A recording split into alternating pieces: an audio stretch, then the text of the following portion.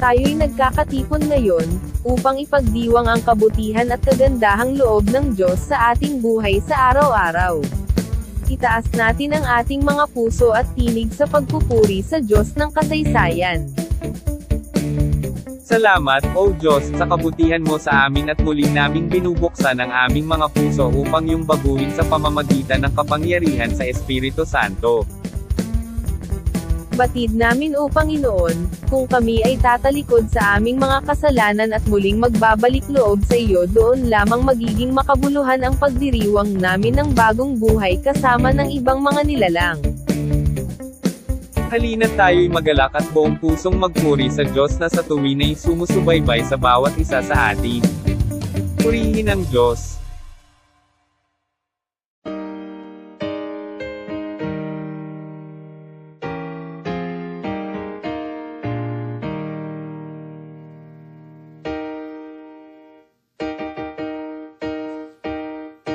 God of the ages, who with your command brought forth in beauty all that starry band of shining worlds in splendor through the skies.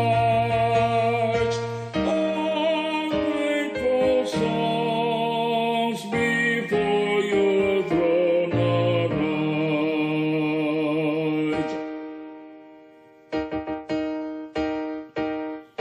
Your purpose just in visions mortals free.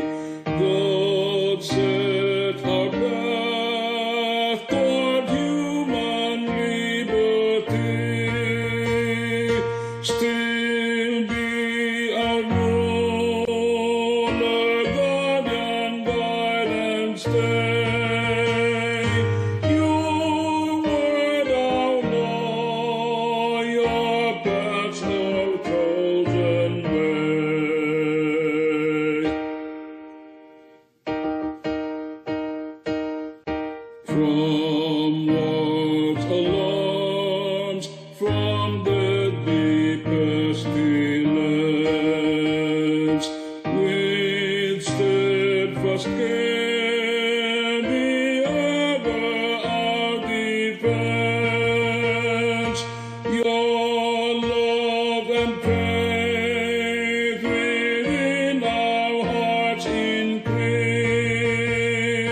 with bounteous goodness nourish us in peace.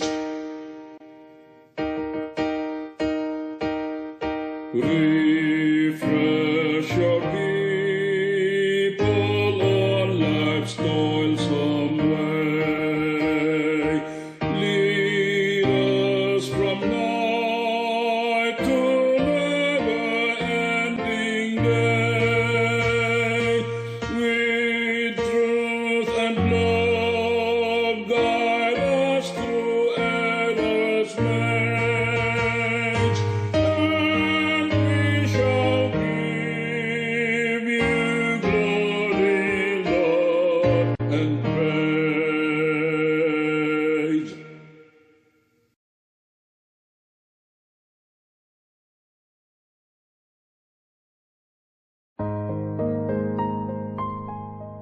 O Diyos, na aming mga magulang, salamat po sa mga biyaya na iyong ibinibigay sa amin sa kabila ng hindi namin pagtalima sa iyong mga katuruan. Salamat, sa patuloy na pagtitiwala mo sa amin, sa kabila ng ilang ulit na ikaw nabigo. Sa kabila ng di matapos-tapos na pangako, patuloy kang nakikipagtipan sa amin. Nawa sa pagkakataong ito, tulungan mo nawa kami na maisapamuhay ang iyong mga katuruan, nang sa gayon ang bagong buhay na natagpuan kay Kristo ay patuloy na magliwanag sa aming buhay. Ito ang dalangin namin sa pangalan ni Jesus. Amen. Paningin. Makinig kayo.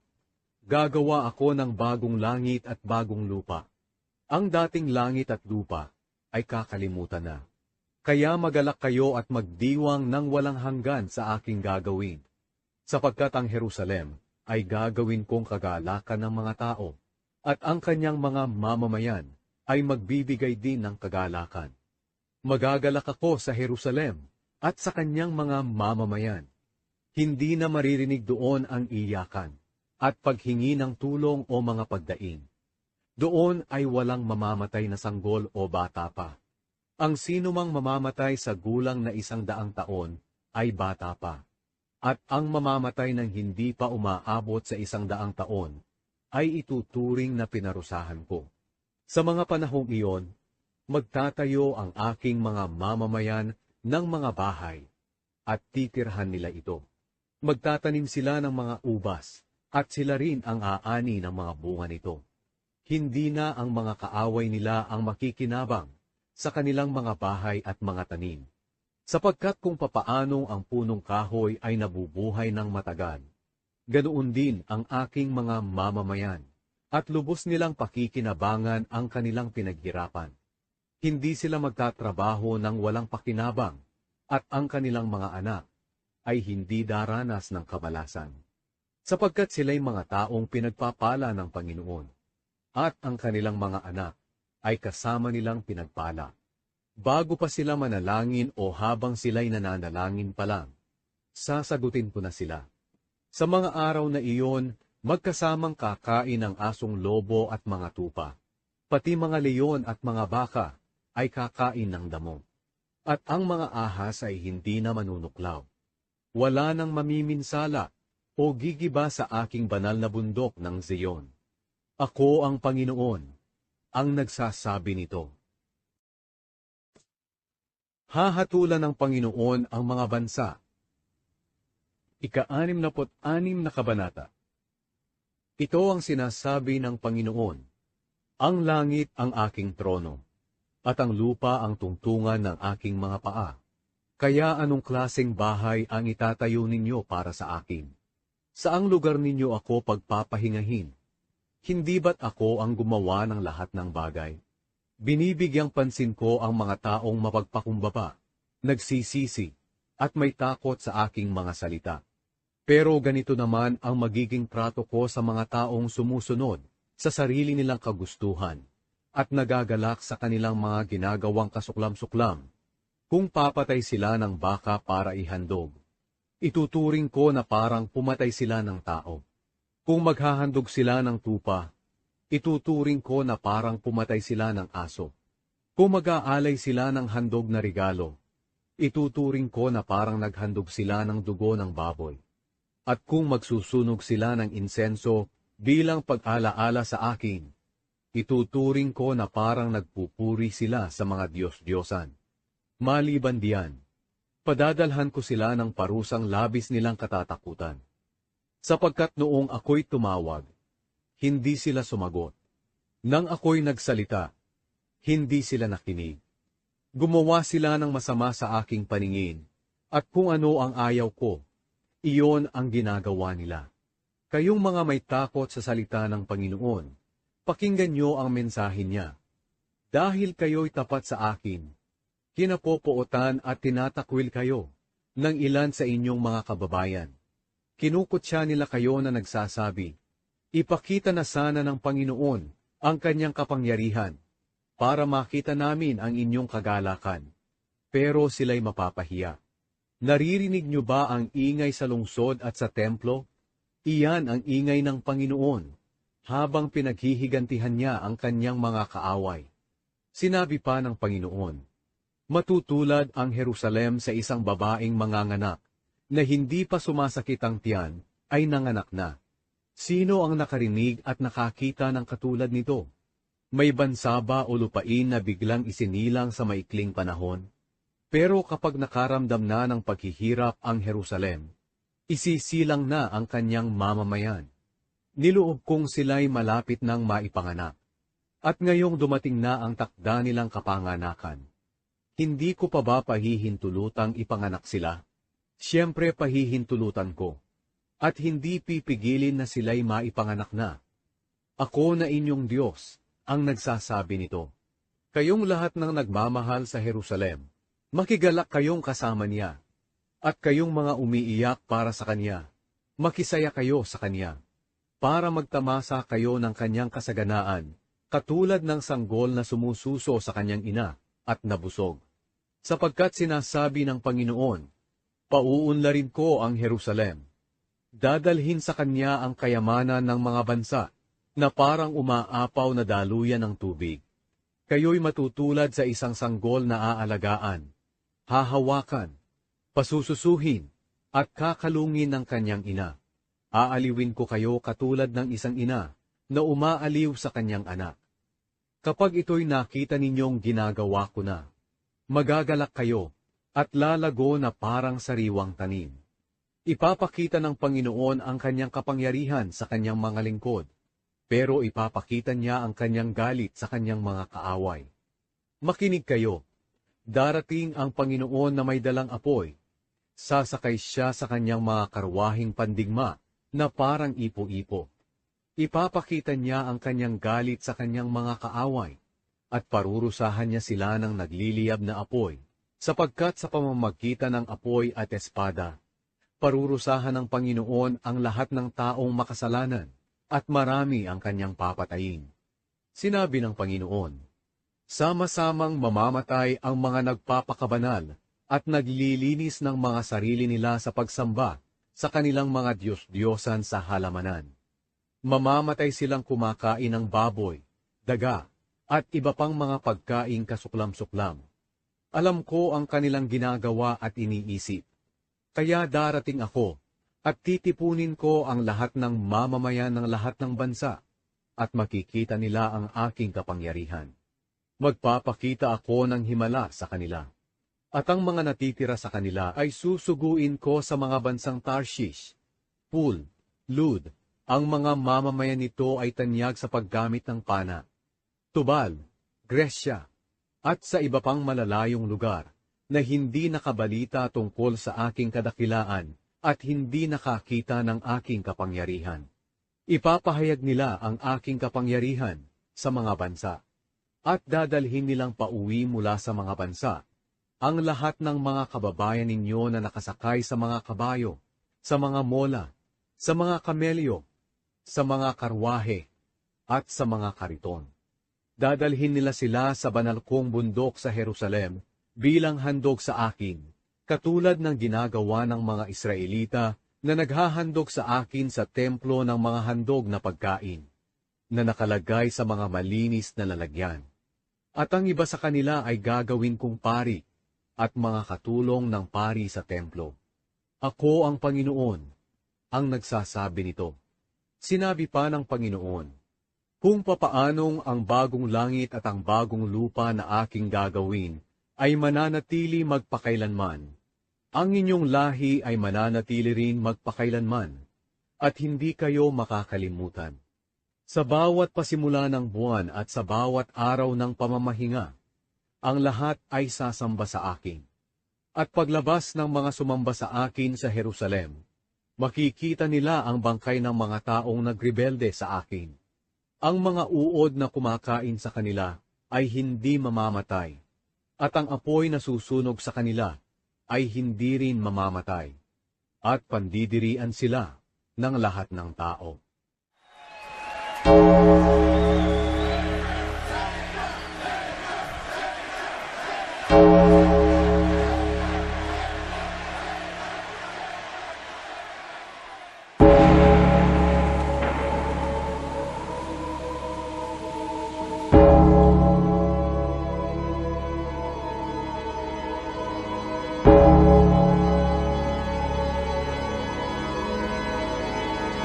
Sa wakas, winasak ng tao ang langit na kung tawagin ay lupa na dati maganda.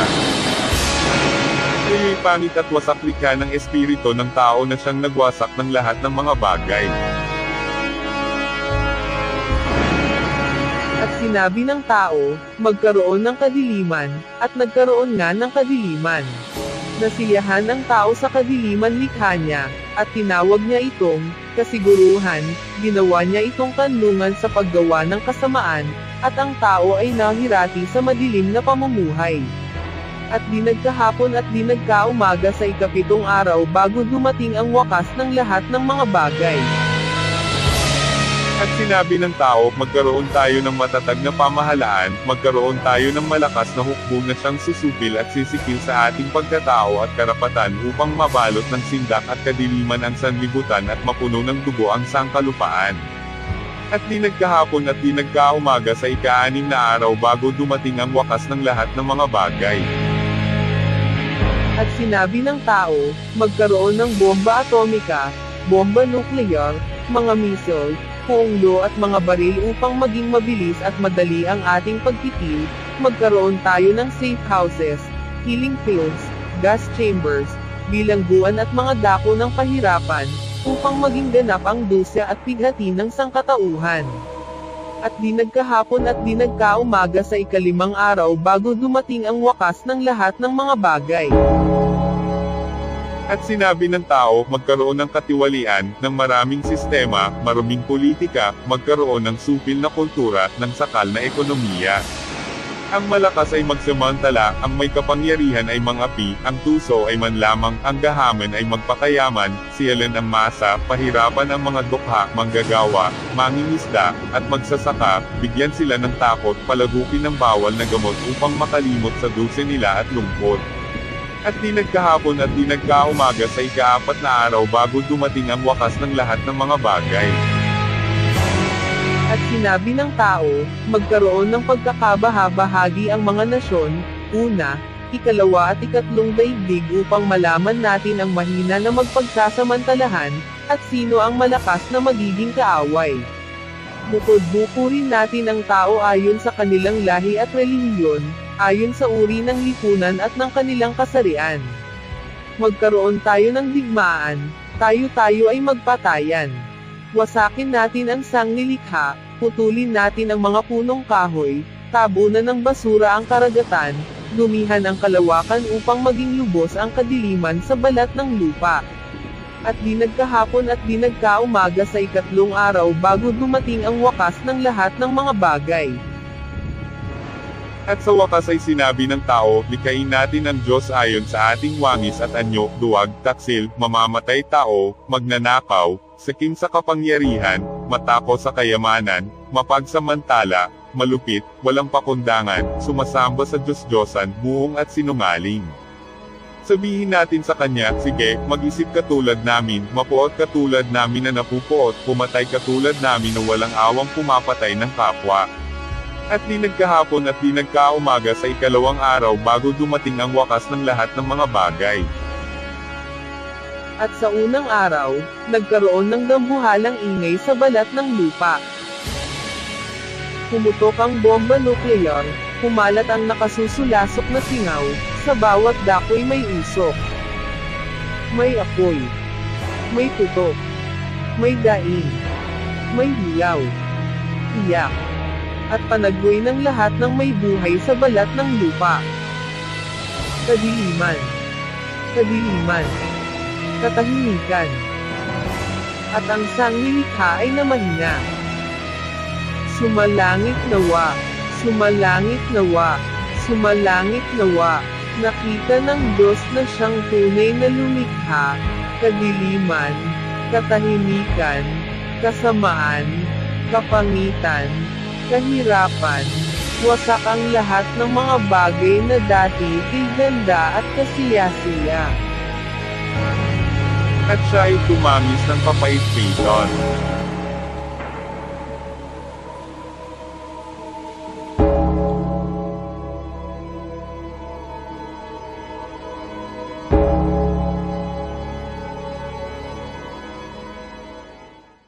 Ika-21 kabanata. Pagkatapos nito, nakita ko ang isang bagong langit at isang bagong lupa. Wala na ang dating langit at lupa. Wala na rin ang dagat. At nakita ko ang banal na lungsod, ang bagong Jerusalem, na bumababa mula sa langit, buhat sa Diyos, gaya ng isang babaeng ikakasal. Gayak na gayak siya sa pagsalubong sa lalaking kanyang mapapangasawa. Narinig ko ang isang malakas na tinig mula sa trono. Ngayon, ang tahanan ng Diyos ay nasa piling na ng mga tao. Mananatili siyang kasama nila at sila'y magiging bayan niya. Makakapiling nilang palagi ang Diyos at siya ang magiging Diyos nila. At papahirin niya ang bawat luha sa kanilang mga mata. Wala nang kamatayan, dalamhati, pag-iyak at sakit, sapagkat lumipas na ang dating mga bagay. Pagkatapos ay sinabi ng nakaupo sa trono, Ngayoy binabago ko na ang lahat ng bagay. at sinabi niya sa akin, Isulat mo, maasahan at totoo ang mga salitang ito. Magandang gabi po sa ating lahat. Para po sa ating pagninilay ngayon, New Year's Eve service natin. Ito po ay matagpuan sa Pahayag, chapter 21, verses 1 to 5. Totoo masasabi natin ng maraming pangyayari na nais na maiwan sa pagpapalit ng taon. Mga masasakit na karanasan at kabiguan na nagdala ng maraming pagluha. Sana, ang mga ganoong karanasan ay naging aral dahil doon nakita ang pangailangan sa paggabay ng Panginoon. Sa taong ito, ay hingin ang tulong ng Diyos na siya lamang makagagawa ng pagbabago sa lahat ng bagay. Kailangan tanggapin natin ang pagbabago na gagawin ng Diyos sa ating buhay. Huwag natin pigilan ang pagkakaroon ng pagbabago sa ating buhay. Ngayong gabi, pag-usapan natin ang pagbabago para sa ating buhay. Kumuha tayo ng mga aral sa mga ginamit ng Diyos at sa kanilang mga naging karanasan. Pahalagahan ang naging patto nila at nagamit sa kanilang ikapagtatagumpay. Wika ni Pablo, ang ginagawa ko ngayon lilimot ang nakaraan at sinisikap na makamtan ang nasa inaharap. Maging tulad ni David at nagsabi, ititingin ko ang mga mata sa mga bundok kung saan nanggagaling ang aking saklolo. Tularan natin si Abraham sa kanyang matibay na pananampalataya na sumunod maging ang pinapupuntahan ay hindi alam. Si Enoch na lumakad kasama ang Diyos. Si Moises na mas pinili makihati sa kaapihang dinaranas ng bayan ng Diyos kaysa magtamasa ng panandaliang aliw. Si Daniel na nanindigang manalangin ng 3 beses sa isang araw at hindi inalinta ng utos ng hari. Si Hana, bagamat natupad sa kanya ang pagkakaroon ng anak, ay kanya pa itong inihandog sa Diyos. Si Job, na naging matiyaga habang dumaranas ng paghihirap. Sina Josue at Caleb, na hindi pinahintulutan ng mga sarili na manlumo dahil sa nakita nilang mga higante. Si Jose, na tumalikod sa panunukso sa kanya. Si Isaias, na inialay ang sarili. Si Juan Bautista, na pinagnasaang maitaas. Si Kristo at mababa ang sarili. At si Timoteo, ang matamang pinag-aralan ang salita ng Diyos. Subalit tandaan na ito ay hindi magagawa sa sarili ng pagsisikap. Tulad ng sinabi ni Pablo sa Filipos, chapter 4, verse 13. Ang lahat ng ito ay magagawa ko dahil sa lakas na kaloob sa akin ni Kristo. Wala pang makakapunta o nakakaalam sa hinaharap. Maaring may takot sa gagawing pagpasok dito. Sa 3 kabanata ng Josue, sinabi sa mga tao, kapag nakita ninyong dala ng mga saserdoting Levita ang kaban ng tipan, sumunod na kayo. Sa kanila ninyo na malalaman kung saan tayo daraan, sapagkat hindi pa kayo napupunta rito kahit saan.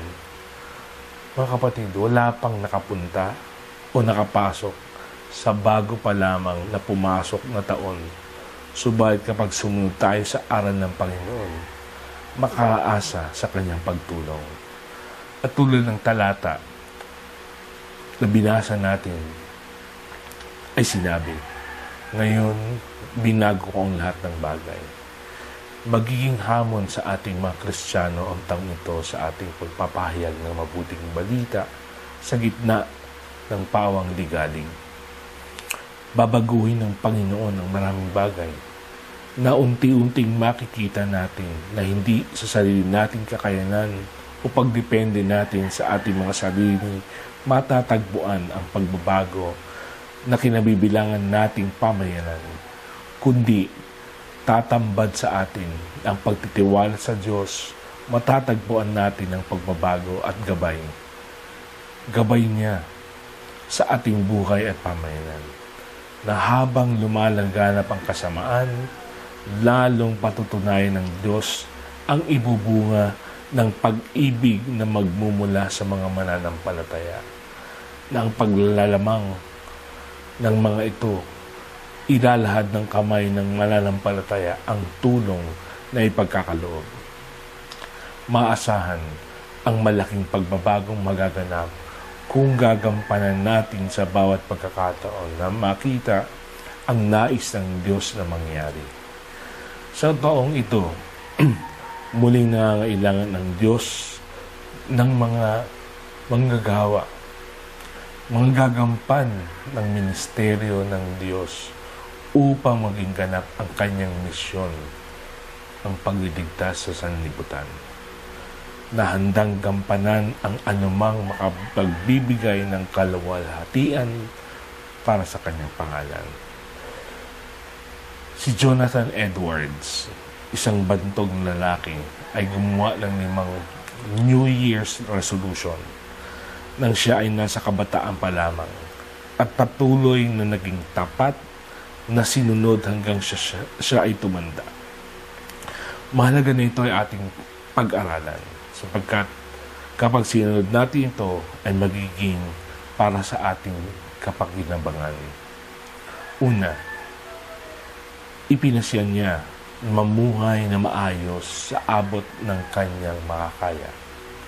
Ikalawa, ipinasya niya na huwag sayangin ang anumang sandali upang ma-improve ang mga pangyayaring sa abot ng kanyang makakaya. Ikatlo, ipinasya niya nang sa anumang pagkakataon ay hindi gagawa ng paghamak sa kapwa, panlalamang o anumang makakasira sa sinuman. Ikaapat, ipinasya niya na hindi gagawa ng anuman dahil sa paghihiganti. Ikalima, ipinasya niya na huwag gagawa ng anuman na katatakutan niyang gawin kung alam niyang ito na ang kanyang huling sandali. Tandaan natin, ang bawat araw na daraan ay mga pagkakataong ibinibigay sa atin upang magamit sa kapurihan ng Panginoon. Ito ang ating hangarin sa taong ito. Anuman ang iyong kahapon at nakaraan, tandaan na ang bukas at hinaharap ay malinis at walang mantsa. Tayo po'y manalangin. Diyos namin at Panginoon, Ikaw na hindi nagbabago kahapon, ngayon, at magpakailanman, salamat sa iyo. Mula sa iyong kaluwalhatian ay pinupuno mo kami ng kagalakan sa pag-asa ngayon. Humaharap kami sa taong ito na may bagong sigla sa pananampalataya na babaguhin mo ang lahat ng bagay upang amin ikabubuti. Tulungan at turuan kami na maging matapat at masunurin sa iyo. Sa pangalan ni Jesus. Amen. Mga kapatid, Manigong bagong taon po sa inyong lahat. Nawa gabayan, ingatan kayo ng Panginoon at tayo maging masunurin at maging matapat sa Kanya. Lalong-lalo higit sa lahat na ating luluwalhatiin ang Kanyang pangalan. Happy New Year po sa inyo lahat. God bless you.